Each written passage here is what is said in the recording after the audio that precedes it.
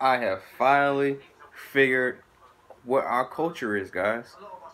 I have finally figured it out. You know, all this time we've been searching for what our culture is. Are we a team that is based on counter-attacking football, defensive football? No. Are we a team that possesses the ball? No. We are a team that we get our manager, bring his philosophy in, and whatever philosophy that is, it's good for the first, year or two, maybe less. And then as soon as there's some adversity, as soon as the results aren't going our way, as soon as, everything's just capitulated, we sack and hire. We sack and hire. We sack and hire. We sack and hire. Rinse, wash, repeat. Rinse, wash, repeat. Bullshit. Alright? That is who we are as a club. I've come to the realization that that is who we are. Now, with that being said,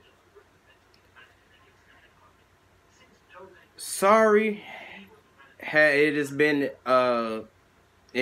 reported that if Sarri doesn't win Sunday, which, let's be honest here, he's not going to win Sunday. There's nothing that I've seen that he's going to change anything. City are going to destroy Sunday. I'm just letting you guys know that now. And I would love to be wrong. I pray that I am wrong.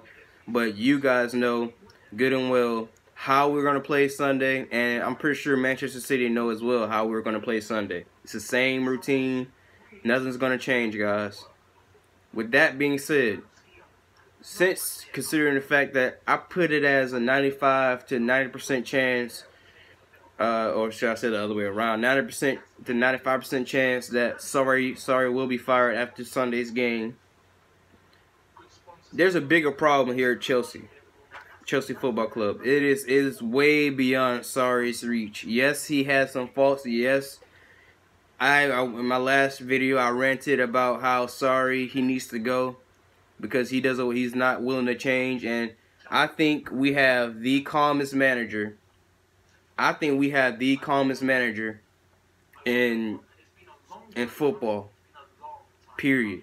Because this guy, not only is he stubborn, and not only is he, nonchalant in my opinion about Sunday, considering the fact his job is on the line, and he admitted that to the press conference that he needs to win like 3 or 4 games on the spin to save his job. The problem isn't just Sarri, and it goes beyond the players' inability to produce or the team reaching its limits. It goes way beyond that. It is Mourinho Grant Ancelotti and the Chelsea board. If Sarri is to be sacked Sunday, he, alongside Mourinho Grant Ancelotti, should go too. I mean, you know what I meant there. If Sarri is to be sacked, Mourinho has to go, and all the Chelsea board has to go. Because it was Mourinho Grant Ancelotti that hired Sarri. She recommended the hire for Sarri for his philosophy and, everything, but yet doesn't back him up, doesn't give him the supply he needs. And I'm just tired of the same rinse, wash, repeat bullshit. If before we hire another manager, before we even consider hiring another manager, we have to get rid of this culture that we have here at Chelsea, which is to sack a manager, hire a manager for his philosophy, and then sack him again without even backing him, without giving him the players that he wanted. It's horrible, guys. It's a repeated cycle, and in order for us to fix this, we have to change the culture. We have to hire a football-minded sporting director and give him complete control over transfers, over the youth program, over everything. Gromsky, she has way too much control. And we can't just hire a sporting director or anything like that without getting rid of Marina, because at the end of the day, she makes the last decision on everything, and at any moment that she feels like this is not gonna work, I don't agree with it, it's null and void. It's not gonna happen. So in order for this to change, Marina has to go, and we have to get a sporting director that knows football. My recommendation, which is, I mean, it's a suggestion, is Michael Ballack, or hell, even Arsene Wenger. He's a better football mind than Mourinho Grant Ancelotti. I think we all can agree with that. I mean, I know we're talking about stubbornness and things of that nature, but as far as the football mind, I mean, he's accomplished a lot. Yes, with Arsenal, it's been a minute since, you know, he had any trophies as big as a league title or any Champions League football. Even though I don't think he's won anything like that. Like I was saying, guys, we have to get rid of this culture that we have at Chelsea to fire, and sack. In order for this to change, we have to get rid of Mourinho Grant Ancelotti. We have to hire people who actually have a philosophy, actually know football. If this doesn't change, it's just going to be the same rinse, wash, repeat bullshit. And I think the fans, as fans, we're tired of just, you know, always being in this limbo. What's the future for the Chelsea, for the club? And guys, I don't know, guys. I don't know. This is a bad situation for the club all in all, because this is a problem that's been based off decisions after bad decision after bad decision after bad decision after bad decision. So it's not an overnight fix, and that's the sad thing about it. It's not an overnight fix, and it has to just, everything has to be torn down and built back up, in my opinion, because somewhere along the lines we've become a club that is based off short-term success as opposed to long-term success. Like, you look at Spurs, what they're doing, they're using youth and they're not really spending much money, but they still have a culture and they still have a competitive team. Or you look at Liverpool, what Klopp has done with Liverpool. You know, he spent a little bit of money. You know, either you're gonna spend money or you're gonna stay, you know, within and build from that. We have the youth program to do that, but some of the fans, including myself, you know, I want to win trophies. You know, I want to compete. But at this point, I think I'm willing to sacrifice a few years of not making Champions League football, and really just looking at ourselves and just really trying to, you know, focus on the problems within. For one, we have to start, if we're gonna not spend money like the big clubs, then we have to give youth a try. We have to try to establish a culture where youth players can thrive and grow, because you look at Bakayoko over at Milan, and you know, last season he was atrocious. You know, he started out kind of decent, and then he just had that bad form, and it was mostly a confidence thing. Yeah, I think it was just mostly a confidence thing, and he went over to Milan, and now he's having a decent season. You know, you look at also Olaena, who's having a breakout season. I did manage to watch a game.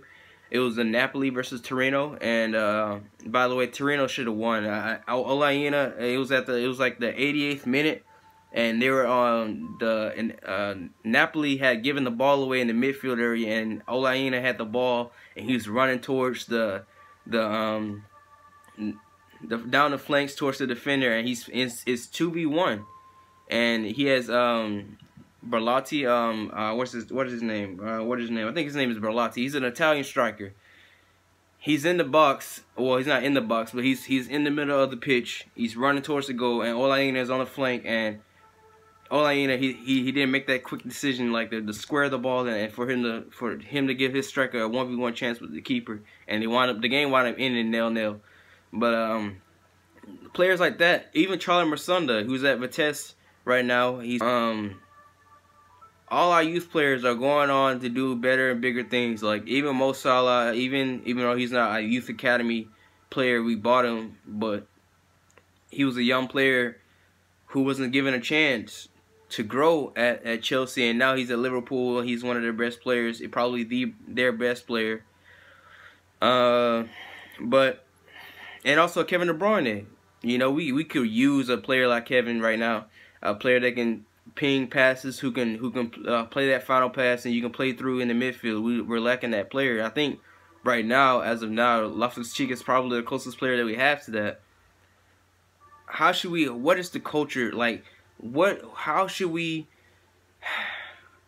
go about changing things? Because this is not an overnight fix. I'm telling you now, this is not an overnight fix. This is gonna take maybe a couple seasons to fix it, because this has been going on for the past 10 to 15 years, really, of hiring and second managers, hiring second managers. So this has been our culture. This has been who we are.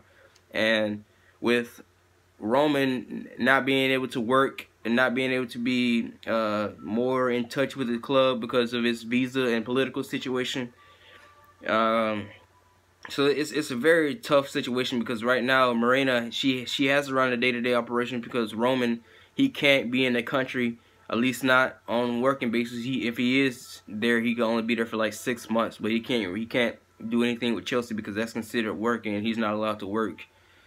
So it's a very tough situation that we put ourselves in, and maybe, like I said, maybe Roman has to sell the club, or maybe if he can't, like for example, if he can't be more in touch with the club, and his personal life gets more important than the club, then it's in the best interest for him to sell the club. But